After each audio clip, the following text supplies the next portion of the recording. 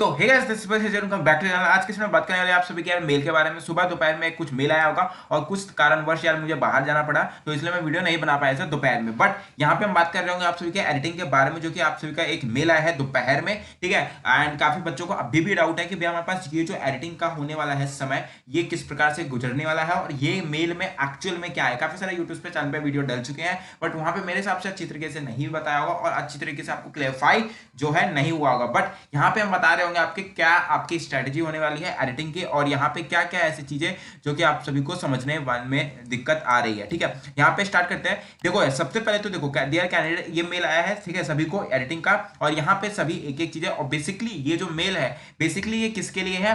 Mainly तो editing purpose के लिए, बट यहाँ पे ये ओबीसी कैटेगरी के लिए भी है, ठीक है। यहाँ पे ओबीसी कैटेगरी के लिए बेसिकली मेल होने वाला है एडिटिंग पर्पस के लिए, बस ओबीसी कैटेगरी के लिए नहीं यार। यहाँ पे मैं कह सकता हूँ कि एसटी एससी ओबीसी के लिए सभी के लिए ये हो रहा होगा, ठीक है।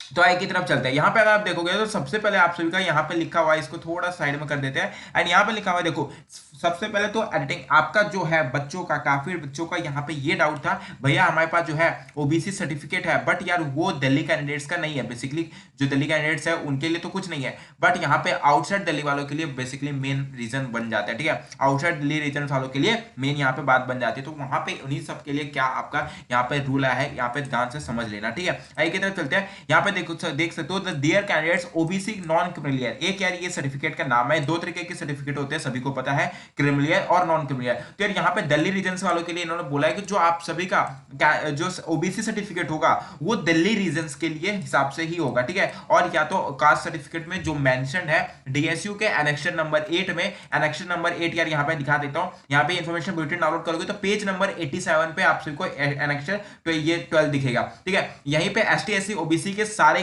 कास्ट दिए हुए हैं आप सभी के, और इसके अकॉर्डिंग ही आप सभी का जो है ओबीसी सर्टिफिकेट बना रहना चाहिए, ठीक है। मतलब कि आपका इन सभी में से कैटेगरी में से कोई भी अगर आपका कास्ट आता है तो उसके लिए वो वैलिड होगा, ठीक है। इसी में से होना चाहिए बेसिकली, मोस्टली तो इसी में से होता है, सारे के सारे कैटेगरी इसमें मेंशन होता है।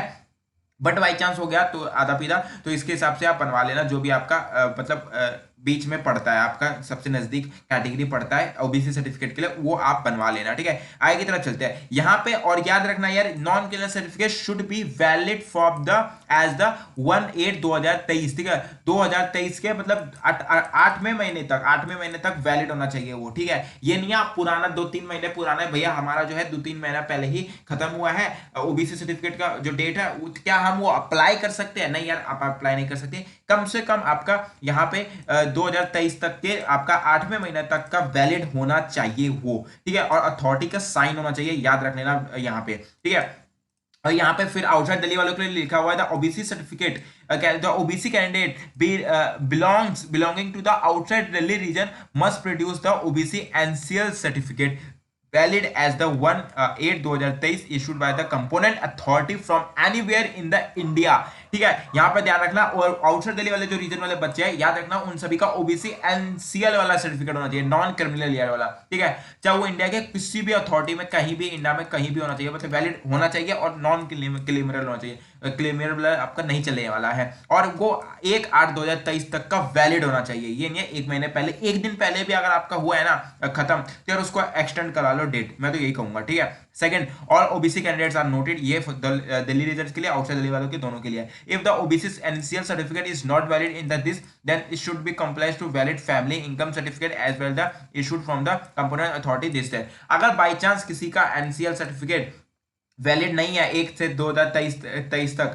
तो उसके लिए आप सबको क्या है, फैमिली इनकम वगैरह भी दिखाना पड़ेगा, ठीक है। फैमिली इनकम की सर्टिफिकेट वगैरह भी दिखाना पड़ेगा, तो उसमें बहुत तामझाम है, तो इसलिए सर्टिफिकेट हो कि एक्सटेंड करवाना, एक्सटेंड कराने में लगभग 10 से 12 दिन लगते हैं, तब तक आपका हो जाएगा, ठीक है। यहाँ पे याद रखना, central certificate of any certificate issued starting applicable in the job will not be consider valid for admission. यहाँ पे देखने वाली बात यह है कि अगर आपका जॉब के लिए पर्पस के लिए अगर आप कोई सर्टिफिकेट देते हो, तो वो आपका यहाँ पे नहीं होगा, ये एडमिशन का सर्टिफिकेट है, ठीक है। तो यहाँ पे एक्चुअल में सारी चीजें समझ में एडमिशन के हिसाब से बन रही होगी, ठीक है। In the case don't have any valid certificate then your allotment will be cancelled. याद रखना, अगर आप ओबीसी सर्टिफिकेट, ओबीसी हो, एसटी हो, एससी हो, कोई भी सर्टिफिकेट कोई भी कैटेगरी के बंदे हो, जनरल को छोड़कर, ठीक है, जनरल वाले को छोड़कर अगर आप अन्य किसी भी कैटेगरी के हो तो आपको दिखाना ही पड़ेगा सर्टिफिकेट, ठीक है। ओबीसी हो, एसटी हो, एससी हो या पीडब्ल्यू हो या फिर आपका ईडब्ल्यूएस हो, कोई भी हो, आप सभी को दिखाना ही पड़ेगा आपके, हाँ हम ये